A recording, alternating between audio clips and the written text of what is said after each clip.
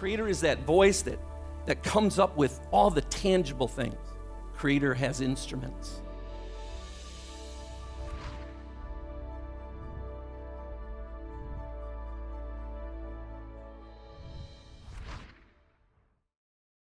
Well, welcome back. My name is David Hewlings. I'm with my associate, Leander Robbie. We're here to talk to you a little bit again about balance in regard to leadership in crisis. We're using to kind of unfold this balance concept, the idea of archetypes. Don't get freaked out by the word. The word is a Greek-Latin mash word. The Greek part is foundation or beginning authorings, beginning writings. The Latin part is the imprint part, the type part. So basically what an archetype is in our lives, it's the beginning imprints of our lives. It's the beginning mashing that we have. And we use these things to navigate our life. Well, two of the archetypes that we want to kind of bring in today kind of play off each other. They're a balance. One of them is called the innocent. Dr. Pearson in her material calls it the idealist. The other is the orphan. She would call that the realist. I like these kind of innocent orphan words a little bit more than idealist and realist, but she makes a good point on wanting to maybe change the words. Leander, talk to me a little bit about what the innocent and the orphan might look like in the middle of a crisis. What does that look like? Yeah, the innocent archetype is definitely a voice it's used to say, look, it's going to be okay. Everything's going to be all right. And it's important to have hope in the middle of a crisis situation. It's a necessary archetype. We need that. It has a strength to play for sure in the messaging and encouragement that can be given to individuals and an organization. The orphan archetype is very helpful in a time, let's say, leadership and crisis, because it's all about vigilance. It's watchful. It's the first one to see the storm cloud on the horizon. It's looking for danger at every turn and corner. So that's very helpful, obviously, when we need to have sort of our guard up, if you will, in that crisis situation. Would you say that probably one of the things we lacked in the early days of this virus was the orphan voice? Obviously, you can have your own political opinions about China, but the information coming out was not alerting people to the danger of this. Would that be the orphan voice maybe being subverted a little bit? Absolutely. Yeah. I remember weeks before talking to some of my friends, and all of them would discount the concern that we should have about that. There was a narrative out there. It's not as bad as the flu. Yeah. Why would we worry? Yeah, almost everybody was in the innocent, oh, it's all going to be okay. Exactly. That's over in China. That's not going to affect us. Yeah. So would be an example of the innocent spring breakers? Oh, yeah. What was that one guy that got interviewed who said, if I get the coronavirus, I get the coronavirus. I'll be fine. I'll be fine. There you have the shadowy side of the naivety.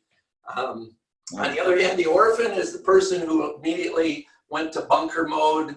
This is the last days. They locked themselves in. We haven't seen them since early days of February. They saw the danger. And I'm not making fun, but that's kind of a mentality, is it not? Is that piece? Yeah. Let me run this by you and see if this was an innocent orphan moment. So again, I'm not criticizing here. I'm just making an observation off of news clips, okay? So a president gets in front and does his regular news conference, and he's, in my side, it sounded like, and you can give me some feedback on this, he's trying to make everybody feel comfortable, feel safe, and he's trying to be the innocent voice. He's offering hope and possibility. And then a newspaper or broadcaster raises his hand and asks a question and says, aren't you being just a little bit, I'll use my word, naive? You're putting out too much hope. The American people are afraid. Was that an innocent orphan moment?